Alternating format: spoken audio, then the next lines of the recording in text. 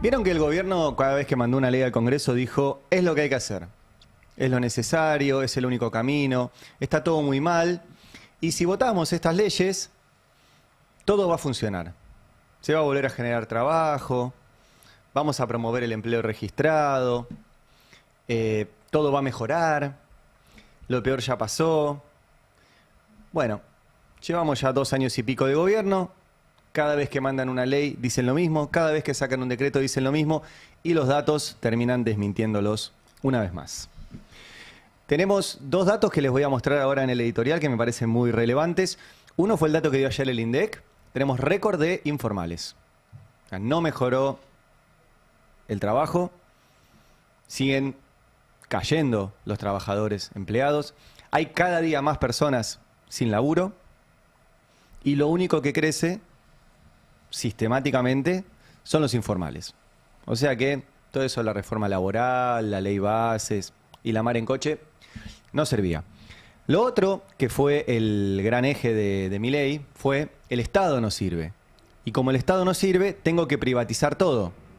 Bueno, tengo un informe de todo lo que privatizó, toda la plata que están generando esas empresas privatizadas, pero sobre todo toda la plata que te están sacando, porque están aumentando muy por encima de la inflación cada uno de los servicios que proveen. Todo esto en un contexto en el cual, recuerden, ayer lo contamos, el gobierno tiene como única política la deuda y en estas horas nos enteraremos qué hace Caputo con la autoautorización de ayer de sumar hasta 5.000 millones de dólares de deuda apalancada por bancos internacionales que están acompañando este gobierno de Javier Milei basado en esto, basado en el extractivismo, en un par de actividades y que el resto del país veremos a dónde va. Ese es el gran tema, creo yo, de esta época, ¿no? O sea, núcleos de negocios muy fuertes, muy concentrados y que efectivamente van a generar mucha plata y el resto del país que va a quedar a la deriva. Hay una nota muy interesante de Eugenia Rodríguez en el Destape que habla de la doble crisis de las pymes. Vieron que con Fer Alonso todos los meses les mostramos nuestra encuesta preferida, que es la encuesta de tendencia de negocios que hace el INDEC también. Esto es información pública, y que le preguntan a las industrias y a los supermercados cuál es tu principal problema. Dice, bueno, no vendo nada, responden las industrias y los supermercados. Bueno, esa es la primera parte de la crisis. La segunda parte es esto que publica Eugenia Rodríguez. 6 de cada 10 ya tiene problemas para cobrar. Los retrasos de clientes se dispararon del 35 al 60% en un año. Mientras se deteriora la cadena de pagos, crece la presión de las importaciones y algunas firmas encuentran más negocio en vender productos importados que en fabricarlos.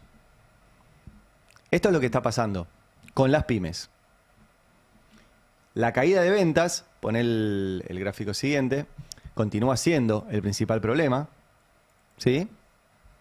Pero después ya le sigue el aumento del costo de las materias primas y los retrasos de pagos de clientes que trepó del 35, como muestra acá, al 60%.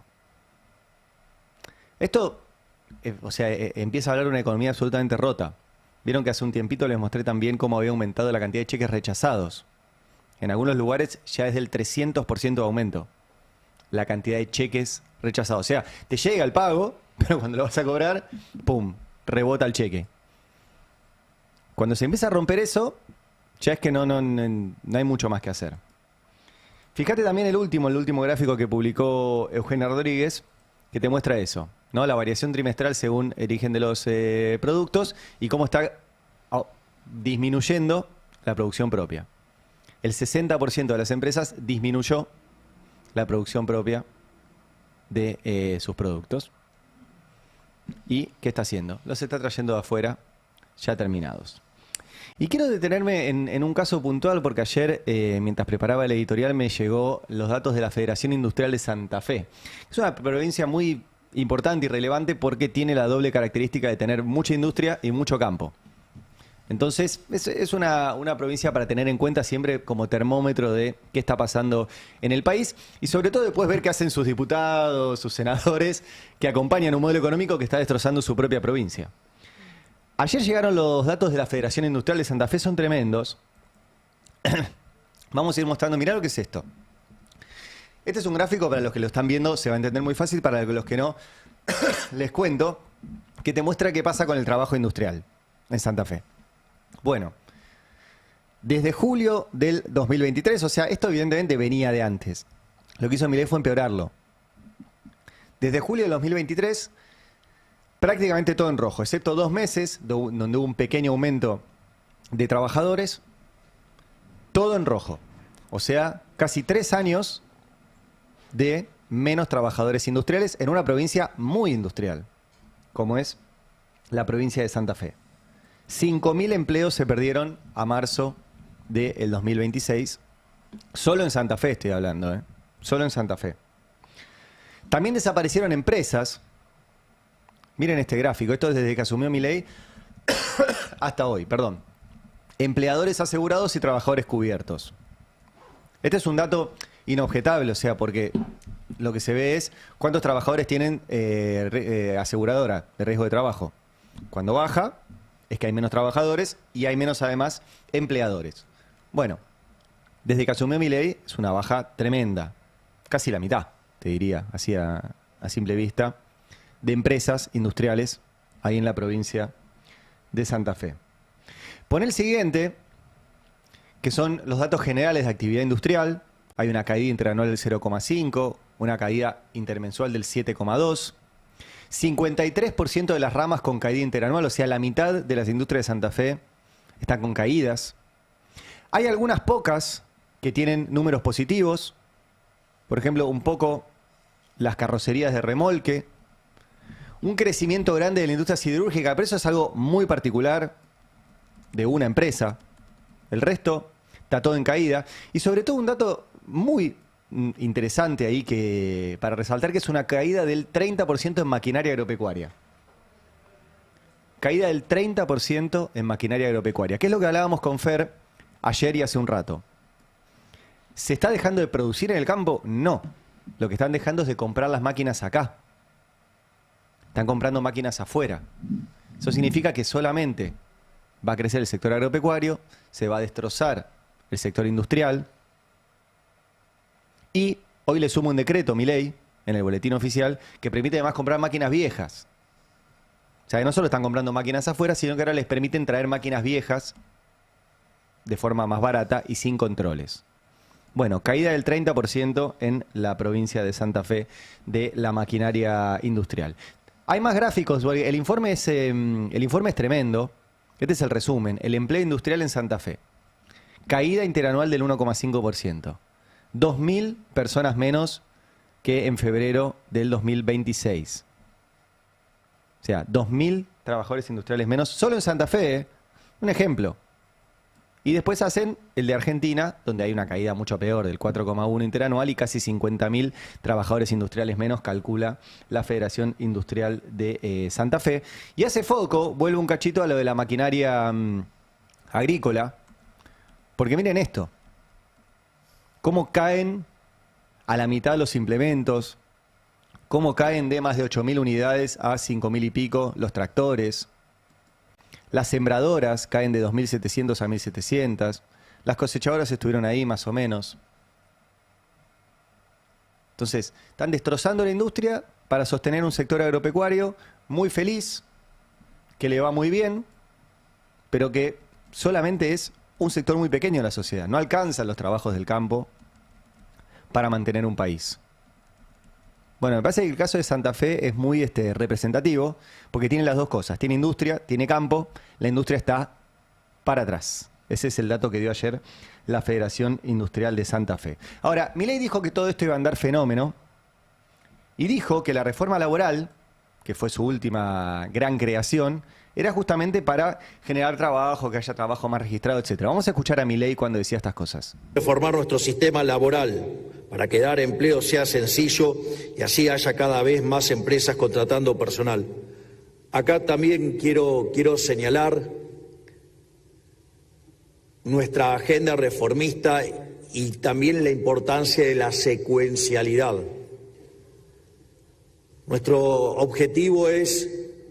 Nuestro norte es convertir a la Argentina en el país más libre del mundo.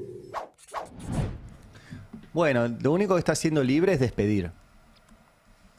No está pasando eso que dijo Milei, que prometía que con la reforma laboral iba a haber más contrataciones. No pasa. Con la ley Bases, que tenía una reforma laboral adentro, iba a tener más contrataciones. No pasa. Ayer salieron los datos del mercado laboral que da el INDEC. Este es el resumen. ¿Sí? Tenés 13,5 millones de personas ocupadas, una tasa de empleo del 44,8, de 1,1 millones de personas desocupadas y una tasa de desocupación del 7,8%. Ahora vamos a hacer zoom en estos datos, ¿sí? Porque acá estamos viendo, por ejemplo, la desocupación abierta. O sea, la gente está sin laburo. ¿Qué va a decir el gobierno? Y bajó. Pasó de 7,9 en el primer trimestre de 2025 a 7,8 en el primer trimestre de 2026. Se tiene que comparar así. ¿Sí? Se tiene que comparar así. Primer trimestre contra primer trimestre porque hay estacionalidad siempre en estas cosas. Ahora, vamos a ser un poquito más finitos. Porque en este caso quedó prácticamente igual. Bajó 0,1% como recién decía Fer. Ahora, pon el siguiente, donde vemos la cantidad de gente que está sin laburo. Y ahí, si hacemos zoom, van a ver que en el primer trimestre de 2025 había, ahí dice 1.136, eso lo tenés que llevar a millones, ¿no? 1.136.000. Y en el primer trimestre de este año es 1.145.000. O sea que bajó 0,1 en términos de porcentaje, pero en términos nominales hay más gente sin laburo. Hay más gente sin trabajo. O sea que el porcentaje se mantuvo prácticamente estable, pero en cantidad de gente hay más gente sin trabajo. Así que ojo ahí. Ojo, porque estamos hablando de personas que en la Argentina no tienen laburo. Y esto además, como explicamos siempre, solo mide lo que mide el INDEC, que es que te pregunta, che, ¿tuviste laburo esta semana? Sí, bueno, adentro, tenés trabajo. Ahora, el Instituto Argentina Grande hace una medición de lo que denominaron el desempleo blue, que es este gráfico que les muestro, donde a partir también de información del INDEC, de la misma información que tiene el INDEC, dicen, pará, vamos a hacer un poco más de lupa. Vamos a contar a los que buscan más trabajo. Si buscan más trabajo es que no les alcanza con un trabajo. Si nadie quiere trabajar 14 horas por día. Si está laburando eso, es que no te alcanza. Vamos a sacar a los que han trabajado pocas horas la última semana y a los que las horas que trabajaron fueron en una actividad desprotegida y de alta precariedad. Entonces vamos a despejar un poquito, repito, todo hecho con datos del INDEC, de la encuesta permanente de hogares, que es la misma que se usa para dar el desempleo, la misma que usó el INDEC ayer para decir que es 7,8. Cuando despejás eso y empezás a analizar un poquito más, tenemos que el desempleo llega al 15%, 15,3 para ser puntuales. ¿Se entiende la diferencia? O sea, alguien que laburó un par de horas, hizo una changuita en la semana, no puede decir tengo trabajo. Puede decir laburé esta semana. Pero tener trabajo es tener trabajo. Bueno, ese número es el doble. 15,3% de desempleo blue calcula el Instituto Argentina Grande. Después, como hizo Fer hace un rato, hay que hacer zoom en quiénes son los más perjudicados. Son los jóvenes. Vamos al dato que da el INDEC, ahí se los marqué en amarillo. Las mujeres, dice de 14 a 29 años, así lo calcula el INDEC. ¿Sí? Mujeres de 14 a 29 años ya están en el 15,5% y los varones en el 14,6%. Siempre es peor en las mujeres. ¿Sí? Como verán, también de 30 a 64 años es peor el número en mujeres, 6,2%, que en varones, 5,2%. Pero obviamente el principal problema es en los jóvenes, que les cuesta conseguir laburo. Ese es el dato relevante. Y ahí veremos, vamos a decir, los jóvenes votan a Milei. Yo la verdad que no lo sé eso, pero veremos cómo votan, veremos si tienen ganas de ir a votar el año que viene. Porque cuando el año que viene haya elecciones, vamos a llevar 12 años de caída sistemática de nuestra calidad de vida. Es un montón de tiempo. Así como tuvimos 12 años de crecimiento de nuestra calidad de vida, del 2003 al 2015, del 2015 al 2027 vamos a llevar 12 años en caída. Y es mucho más rápida la caída que la subida. Es bastante obvio, pero subir una escalera es más lento que tirarse por un tobogán. Entonces, así estamos en este momento y el año que viene va a ser un año muy duro para el que tenga que ir a votar. los que vivimos los 12 años donde más o menos la cosa iba para arriba, por ahí lo recordamos. Los que no vivieron eso, imagínense, un pibe de 25 años no vivió aquellos 12 años donde la cosa más o menos funcionaba. El año que viene van a ser 12 años en caída. En algunos momentos más pronunciada, en otros estable hacia abajo, como fueron los años de Alberto. Pero 4 de Macri, estable hacia abajo de Alberto, precipicio con Milei. Ahí vamos a votar el año que viene y ahí van a votar estos jóvenes.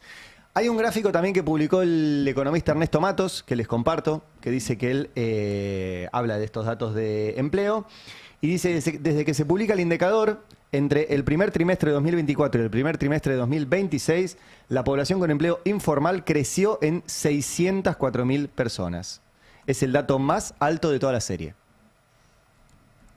604.000 personas, calculó, en base a los datos oficiales, Ernesto Matos, que se sumaron al empleo informal. Por ende, todo lo que vendió Milei, de sus leyes, de la ley base, de la reforma laboral, todo eso, no sirvió absolutamente para nada en materia laboral. Milei también decía, y quiero compartirlo con ustedes, que había que privatizar todo. Mirá. La idea es, mira, todo lo que podamos privatizar, lo vamos a privatizar. Nosotros no creemos en el Estado empresario. En realidad nada de lo que hace el Estado lo puede hacer bien, lo hace todo mal. Siempre lo va a hacer mal, no hay forma de que lo haga bien. Todo lo que se pueda privatizar lo vas a privatizar. Todo lo que pueda privatizar lo voy a privatizar. Todo lo que pueda pasarse al sector privado se lo voy a pasar al sector privado. AISA y Banco Nación también, por ejemplo. No debería quedar nada en manos del Estado. Porque fíjate, digamos, viene y te... ¿Viste? ¿Querés detectar a un chorro? A ver. ¿Querés detectar a un chorro, a un político chorro? Sí. Es el que viene y te dice, no, hay que tener un Estado eficiente. Después de lo que te acabo de contar, no existe el Estado eficiente. Hay un truco importante antes de privatizar, que lo hizo Menem y lo está haciendo Milei, que es, primero tenés que, lo que ellos llaman, limpiar las empresas. Segundo, tenés que hacer las cosas que las empresas, si lo hacen, quedan muy mal. Y recién ahí privatizar. ¿Qué significa limpiar las empresas? Primero, sacarle empleados. Están despidiendo trabajadores en las empresas públicas. Segundo, aumentar fuerte las tarifas. Y tercero, habilitarles un montón de cosas que si no, no las podrían hacer o que te piden como condición antes de privatizarla. ¿Por qué digo esto? Porque hay servicios públicos que ya están privatizados, como la electricidad, y hay servicios públicos que están en tren de privatizarse, como el gas y el agua.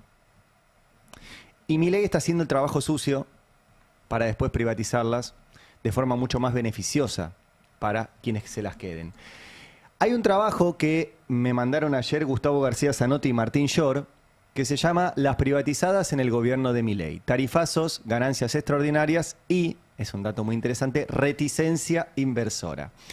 Todo este trabajo que hicieron Gustavo García Zanotti y Martín Shor está basado en los balances de las empresas. Un trabajo de análisis de los balances de las empresas que son de acceso público. Después hay que tomarse el laburo de leerlos, de analizarlos y cruzar la información. Bueno, ¿qué encontraron en los precios? Bueno, encontraron que electricidad, gas y agua subieron durante el gobierno de Milei 762%, contra una inflación del 334%. Por ende, la luz, el gas y el agua subieron el doble que la inflación. Y anotan ahí, servicios públicos, el componente de la economía con mayor dinamismo relativo de precios, solo detrás del sector financiero. 762% la suba de precios en electricidad, gas y agua. Ahora, sigamos mostrando, porque además hicieron un ranking de cuáles son los sectores que más aumentaron. Ahí lo tenés. Efectivamente, la intermediación financiera aumentó un 784%. Después viene electricidad, gas y agua, 762%. Después viene actividades inmobiliarias, empresarias y de alquiler, un 480%, que es otro rubro, el alquiler muy por encima de la inflación. La inflación promedio fue del 334%. 334%. Abajo de eso está todo lo que genera puestos de trabajo, como la industria, como el comercio y un montón de actividades.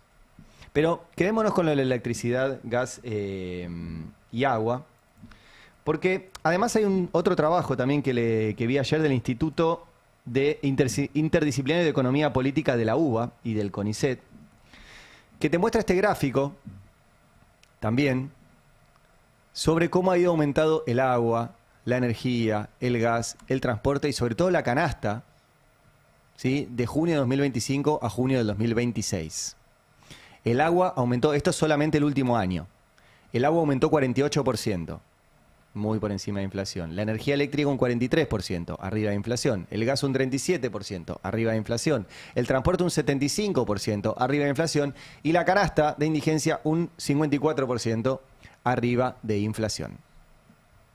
Perdón, la canasta de servicios públicos, no es la canasta de indigencia. La canasta de servicios públicos pasó de 183.000 pesos a 282, 54% arriba de inflación. Casi 20 puntos arriba de inflación. Fíjate en el AMBA, ¿sí? Acá lo tenés más detallado. En el AMBA es incluso peor en algunas cosas. El gas aumentó un 168% respecto del año pasado.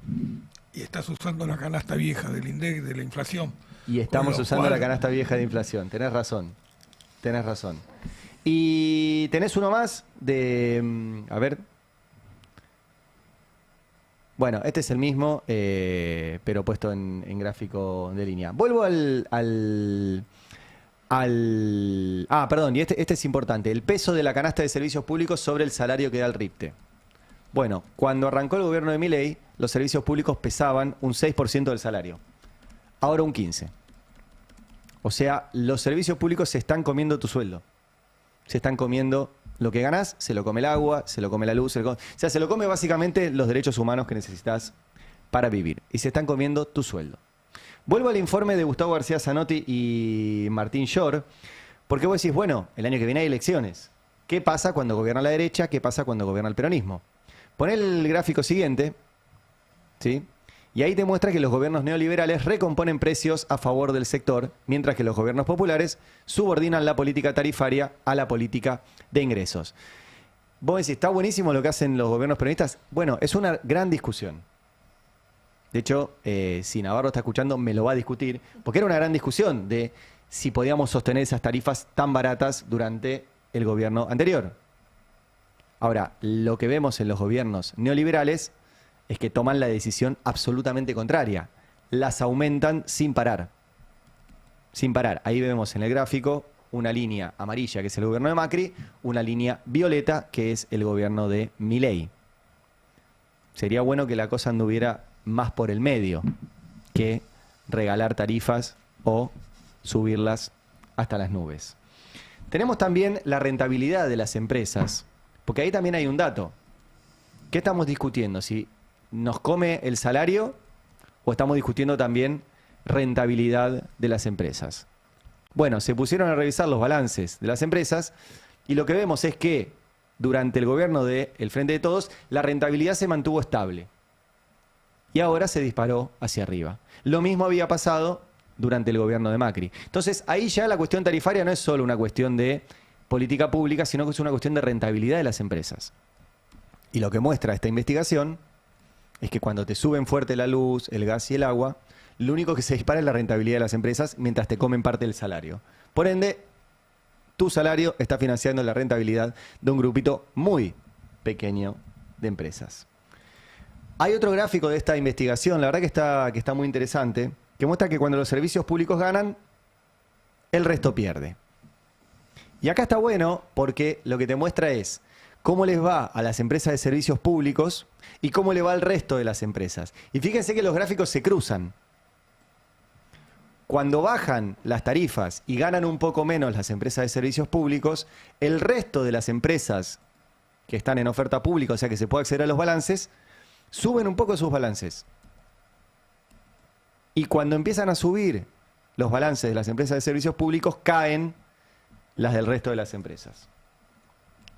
Me pareció un dato interesante esto, por cómo se mueven a la inversa, explican acá Martín Shore y Gustavo García Zanotti, el resto de las empresas con las empresas de servicios públicos.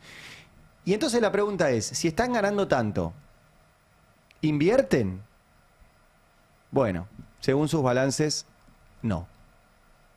Ahí hay una tabla que hicieron y que dice sin correlato inversor. El alza en la rentabilidad no fue acompañada por un incremento equivalente en la inversión productiva. Las excepciones, pone ahí Telecom, pero con su expansión, por ejemplo, ahora con la compra de Telefónica, ¿sí? Y Transener, que aumentó un poco sus inversiones. El resto, lo que hubo fue mayor inversión en activos financieros. Aeropuertos Argentina 2000, Autopista del Sol, TGS, Pampa, Telecom, Edenor, Edesur, Camusi. Lo que ampliaron fueron sus carteras financieras, no sus carteras de inversión.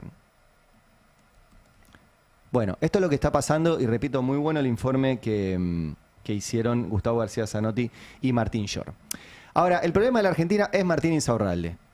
No es que aumentan las tarifas, no es que la luz, el gas y el agua te come cada vez tu sueldo, sino es que Martín Insaurralde, que no está en la función pública, aparece ahora de nuevo en los medios porque hay unos videos atribuidos a Jessica Sirio donde se la ve a ella revolviendo cajones donde hay dólares.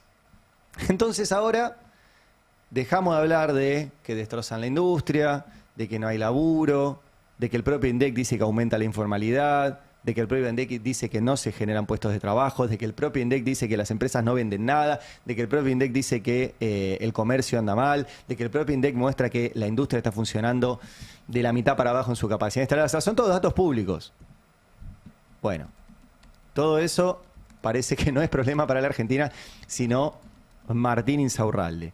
Y entonces aprovecha el sistema de medios para decir, bueno, ahora volvemos a hablar de que el problema de la Argentina es el kirchnerismo y la corrupción. Así estuvieron ayer. ¿Qué tenés primero, Majul o Viale? Viale, ponelo. Decía, esto es el kirchnerismo, ¿no? Socialismo de placar, muchachos. Odian Gucci, compran Gucci, odian Tiffany, compran Tiffany, odian Apple, todos se compran el iPhone 17, odian Miami, todos tienen un piso en Miami, odian Buenos Aires, viven en Recoleta y en Puerto Madero, odian los dólares, pero todos tienen dólares, y bastantes, y crocantes, y ocultos. Florencia tenía 5 millones de dólares en una caja de seguridad del banco no sé cuánto, ¿no? El hijo de Lázaro contaba los millones en la Rosadita. El Chiqui Tapia y Tobillino contaban dólares en la oficina de Juan Pablo Vicon, supuestamente. José López escondía los dólares en un convento de General Rodríguez. Milagro Sala se guardaba los dólares en un banco de Jujuy. Y Martín Insaurralde supuestamente guardaba millones de dólares en el vestidor de su casa de Loma de Zamora. Siempre lo dijimos, el kirchnerismo fue, es, será una enorme contradicción moral y material. Es genial, me encanta esto, ¿no? Porque dicen, odian Gucci y tienen Gucci, odian el iPhone y tienen iPhone, odian los dólares y tienen dólares. No, ustedes odian que los tengan otros que no sean ustedes. ¿Por qué alguien por su idea política no va a poder tener dólares o Gucci o iPhone o irse de vacaciones? Ese es el... desde que el peronismo existe está esta cuestión de llenaron de negro Mar del Plata. ¿No era que odiaban Mar del Plata y a los chetos? No, todo el mundo quiere pasarla bien. ¿Qué ibas a decir, Fer? Perdón. El Che prendía los habanos con un encendedor Sipo. Claro. No hay problema ahí. Nosotros no tenemos esa contradicción, ¿eh? Pero bueno, ¿viste? Es esa cosa de quieren todo para ese sector concentrado de la economía. Poné también a Majul ayer. Para mí no hay kirchnerismo sin corrupción. La corrupción es una parte inherente del kirchnerismo. Y de todos, ¿eh?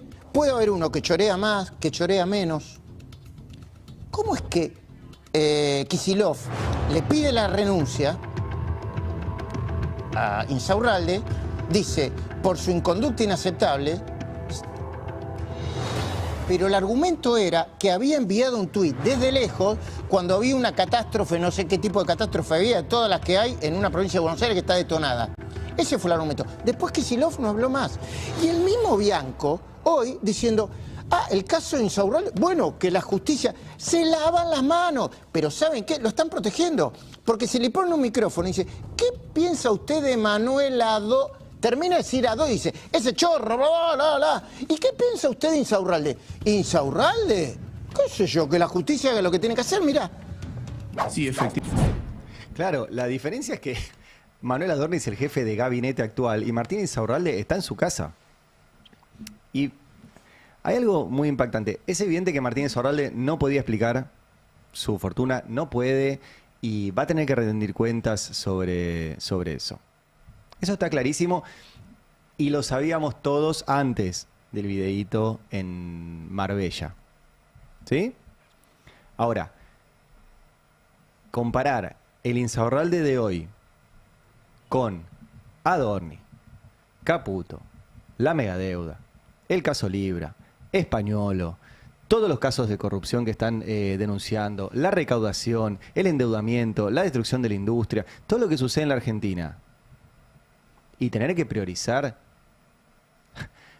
a Martín Insaurralde, que no es más funcionario, que a los 30 segundos de que apareció el video, las fotos esas en el yate, Kicillof lo echó, que además no lo había designado Kicillof,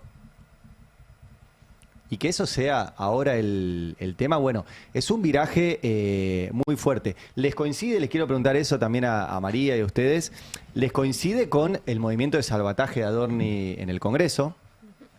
Entonces parece bastante evidente, o sea, pasaron de contarle las sábanas y los ganchitos de la cortina de baño a Adorni a que de repente el problema de la Argentina sea Martín Insaurralde.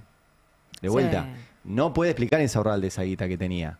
Pero eso no es de actualidad como para que le den tanta relevancia. Se organiza toda la pata comunicacional que está teniendo este gobierno, desde la